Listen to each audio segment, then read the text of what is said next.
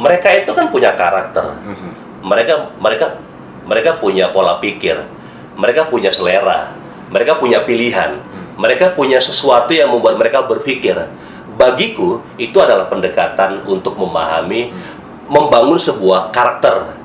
Tetapi barangkali mereka sudah terjebak dengan naskah yang sudah jadi, kemudian secara cerita itu mereka belum pahami kekiniannya, jadi mereka kesulitan gitu ya untuk memahami ini naskah ini mau kuapakan.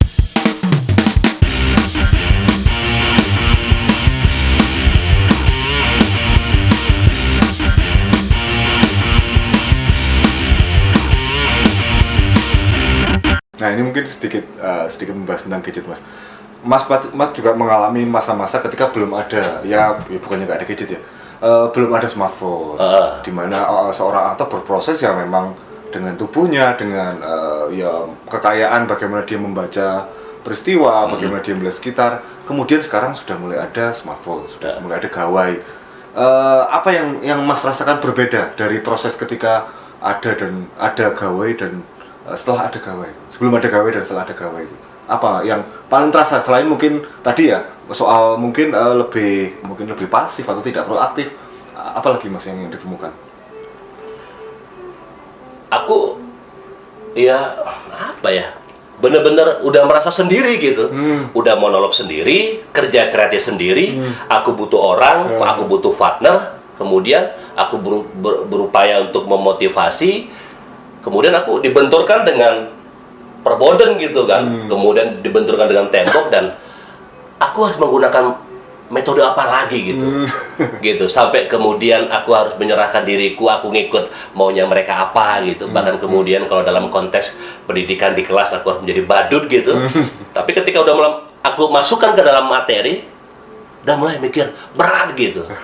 Jadi ya, aduh berat ini Mas. PR-nya berat gitu, merubah mindset mereka itu bahwasan yuk kita itu hidup gitu loh. Oh, iya. Yuk kita bangun, kita yuk sadar gitu. Ya bukan melarang sih, cuman dia harus pandai-pandai memilah lah gitu. Karena memang dari alat itu kita bisa melihat kan, bukan hanya di Indonesia, bukan hanya di provinsi, tapi kita bisa melihat produk luar negeri. Kalau sebuah pertunjukan teater itu banyak begitu kan, jadi kan pengetahuannya lebih oke. Tapi ya memang kebutuhan alat itu datang, game udah selesai. Apa kemudian gawai itu memang apa ya istilahnya, seperti menonaktifkan kepekaan seseorang, Mas. Padahal kan kalau di aktor kan di realis tuh dituntut untuk here and now, di sini dan sekarang. Padahal ketika dia menghadap gawai, dia nggak di sini dan sekarang ini, dia sedang berada di ruang yang berbeda, di dunia yang berbeda. Apa itu yang efek mungkin, Mas, yang terasa dari proses yang ada sekarang gitu? Kalau aku bilang autis terlalu jahat kali ya, autis terlalu jahat gitu. Tapi ya alat itu menjadi penyebab gitu kan, dan kita nggak bisa masuk. Mau menggunakan media apa, pendekatan apa, sulit sekali bisa masuk ke dimensi mereka. Karena mereka udah terkungkung, mereka udah asik, mereka udah enjoy, dan melihat dunia nyata itu udah nggak nyata gitu. Yang nyata itu di tangan. Ini gimana ngerombaknya itu ya? Sesuatu yang nyata di depan mata, ya gue harus kerja, bakal ke depan gitu ya, akan dia nggak selamanya sendiri kan, dia bakal punya sesuatu regenerasi kehidupan dia gitu, berumah tangga dalam hal ini. Tetapi kemudian dia menghabiskan waktu untuk itu, apa dia nggak punya mimpi gitu ya, mimpi lebih baik gitu. Istilahnya banyak kesempatan yang terus terlewatkan gitu ya, karena alat itu. Nah, sekarang kembali lagi ke di Metro, Mas ngajar apa, Mas? Untuk semester ini mata kuliah itu apresiasi fiksi dan drama, dan yang satu lagi apresiasi puisi dengan pendekatan linguistik. Jadi di mata kuliah itu aku mencoba menerapkan metode berteater lah ya, perform, karena aku melihat regenerasi ini, rasa percaya dirinya itu untuk tampil, untuk berbicara, untuk menyampaikan sesuatu yang benar dan tepat itu tidak siap itu tubuhnya gitu. Bahkan untuk berdiri saja mereka harus goyang ke sana, goyang sini. Jadi untuk berdiri aja mereka nggak kokoh gitu. Kemudian ketika untuk menyampaikan sesuatu, kalau dia tidak paham materi, materi bisa dibaca, bisa dipelajari. Kemudian kan bagaimana mereka menyampaikan materi itu, kalau dia yakin, maka yang mendengarkan yakin. Tapi kalau dia menyampaikan tidak sampai dan tidak yakin, maka yang keluar adalah kosong, sepi gitu. Nah ini kan pendekatannya ya monolog lagi lah kan. Jadi aku titipkan naskah durasi 10 menit atau 15 menit, kemudian silakan dibuat video, kemudian aku mengarahkan beberapa hal, minimal hafal naskah, kemudian pahami subteksnya, apa maksudnya, kemudian coba dikuliti karakternya bagaimana, suasananya bagaimana, tawaran-tawaran musik ya itu kira-kira apa pendukung, kemudian kostumnya bagaimana. Jadi silakan kalian mendesain itu semampunya.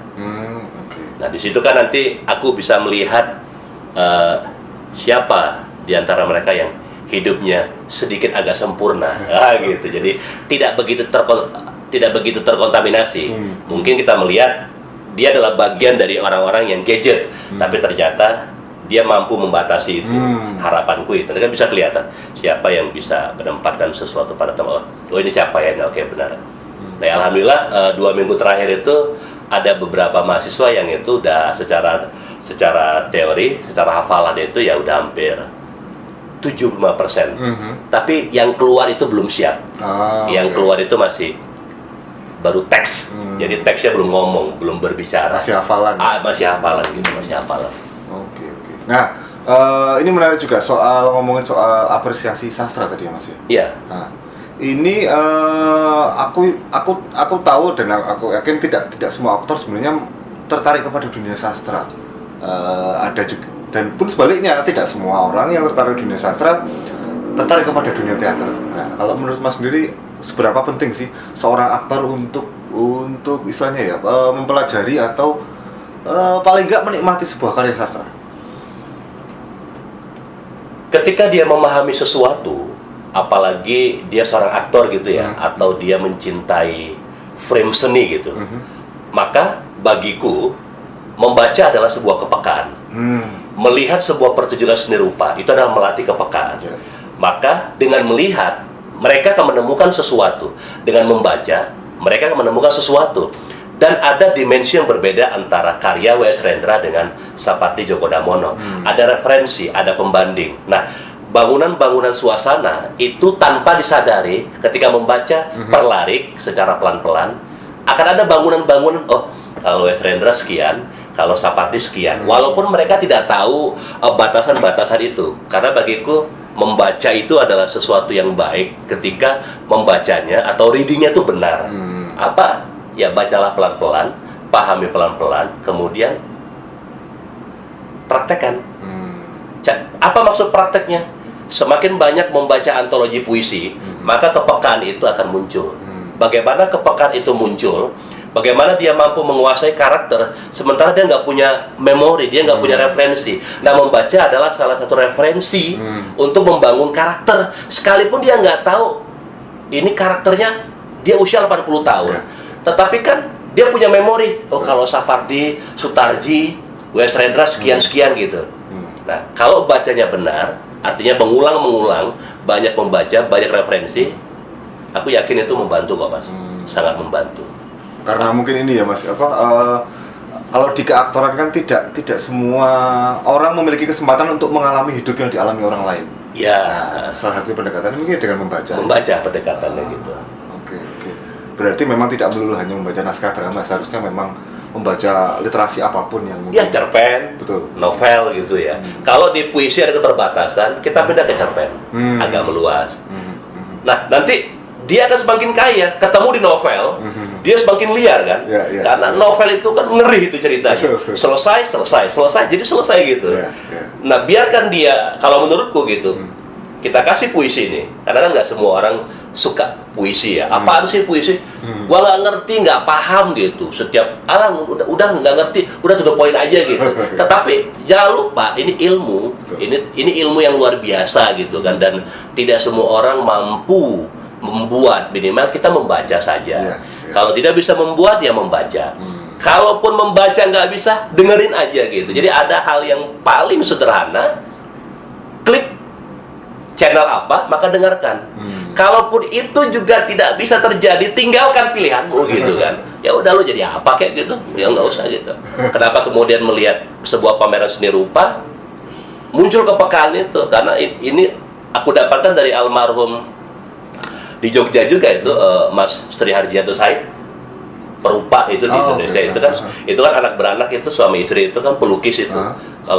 Kalau istrinya itu kan pelukis wanita Tionghoa yang gemuk begitu, almarhum. Jadi kan kalau beliau manggil aku itu DAH gitu. Aku ketemu sama almarhum itu di Jogja itu pas waktu aku masih SMA itu di Balai Penelitian Bahasa dan Sastra. Nah itulah aku mulai mulai kenceng memahami tentang teks puisi dan pertunjukan teater itu. Baru kemudian setelah setahun ikut kegiatan PGL Sastra, masuk deh di isi Jogja. Nah, sekarang tadi kalau soal bagaimana seorang aktor memang sebaiknya memang memperbanyak literasi ya. Sekarang kita balik, bagaimana kalau misalnya teman-teman yang memang suka literasi, seberapa penting sih mereka untuk memahami teater? Nah, itu kan bisa jadi memang ruang ulang-alik yang mungkin yang berbeda juga. Kalau menurut Mas gimana?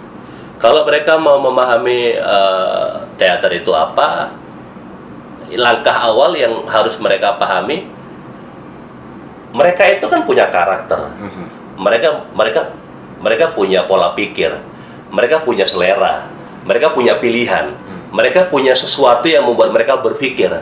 Bagiku itu adalah pendekatan untuk memahami, membangun sebuah karakter. Tetapi barangkali mereka sudah terjebak dengan naskah yang sudah jadi, kemudian secara cerita itu mereka belum pahami kekiniannya, jadi mereka kesulitan gitu ya untuk memahami ini naskah ini mau kuapakan. Seperti di kalau sekarang aku lagi nggarap nyanyian angsa Anton Chekhov, itu aku bikin monolog. Nah itulah sarapan pagi gue itu, sarapan pagi. Dan satu lagi ada antologi puisi, judulnya itu Haraka Haru. Haraka Haru ini ditulis sama Bang Iswadi Pratama. Teater Satu Lampung. Jadi dua naskah ini makananku setiap hari gitu. Nah ini kan udah beda gitu ya, dari Anton Chekhov, dari ini.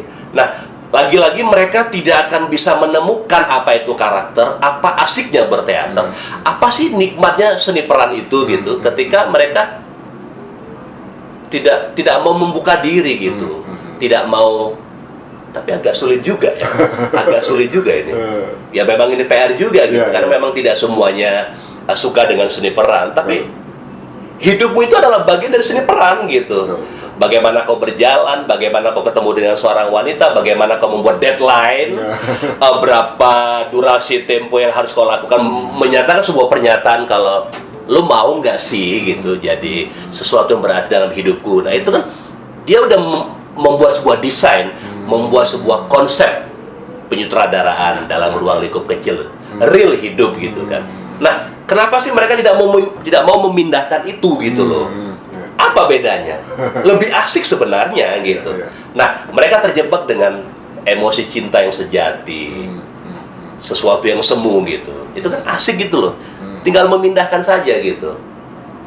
Kalau menurutku sih teater itu keren sih Mas. Teater itu asik, pokoknya luar biasa deh. Pokoknya panggung pertunjukan gitu, seni peran itu wow gitu. Pokoknya nggak bisa diomong lagi gitu. Tapi memang siapapun orangnya gitu, kalau setiap kali mau pentas pasti gugup gitu ya. Tapi kalau udah selesai itu selesai gitu. Nah kegugupan itu kan sudah kita selesaikan dengan latihan.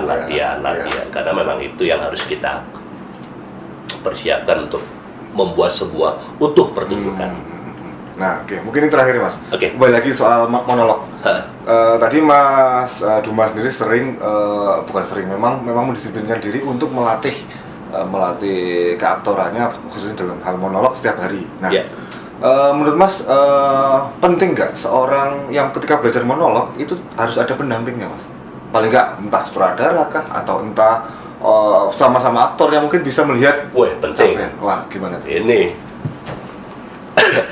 Ini kenapa kemudian untuk teman-teman yang baru yang mau belajar teater, apalagi aku yang cukup lama berteater, butuh.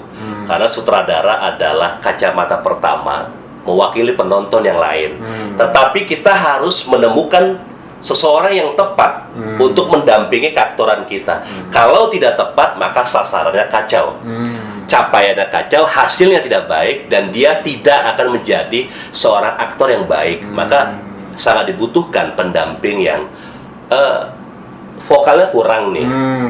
Capaian ekspresimu berlebihan gitu, pendekatanmu nggak oke gitu, ada pola lantainya nggak tepat gitu. Bagaimana kau membangun kacamata gitu ya, bagaimana kau memahami tentang bisnis acting, kemudian ada teknik muncul, kemudian pemahaman pola lantai, kemudian moving dan yang lainnya, bagaimana kau membatasi emosi. Nah, itu memang dibutuhkan orang yang benar-benar paham sehingga hasilnya pun akan baik.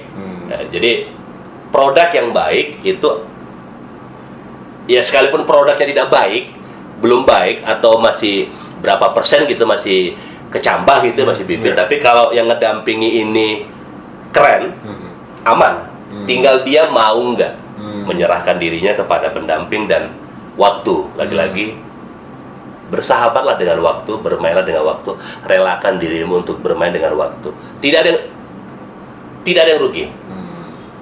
Serahkan aja segala sesuatunya. Ya udah, gue latihan, reading. Oh, ini pilihanku, ya sudah gitu. Jadi harus lebih bersahabat lagi dengan waktu supaya proses keaktorannya lebih keren gitu. Oke. Nah, ini menarik bahwa berarti teater tuh bahkan untuk monolog pun tetap sebenarnya kita membutuhkan orang lain. Iya. Minimal penonton lah ya. Minimal penonton. Begitu Mas Duma, terima kasih sudah mau diajak ngobrol, sudah mau mampir ke Jogja, dan mau saya samperin ini loh, sampai ke Doko hotelnya. Iya. Saya juga terima kasih banyak ini. Mas Eko. Jalur Tulung. Oh, siap gitu. Dan terima kasih juga nih Mas Dino nih memberikan waktu kepada saya ini. Sama-sama Mas, terima kasih sudah banyak sekali pengetahuan yang bisa saya dapatkan dan sudah mau membagikan pengalamannya dan pemikirannya kepada teman-teman di rumah. Siap. Begitu Mas Duma, semoga sukses dengan karya-karyanya. Semoga teman-teman juga terinspirasi untuk mau berlatih setiap hari, minimal berlatih sendirilah ya. Iya. Karena keaktoran itu ya lama-lama seperti bahasa, dia akan terlupakan kalau tidak mau dilatih. Iya. Nah, gitu. Terima kasih, kita jumpa lagi dengan narasumber yang berbeda. Salam budaya.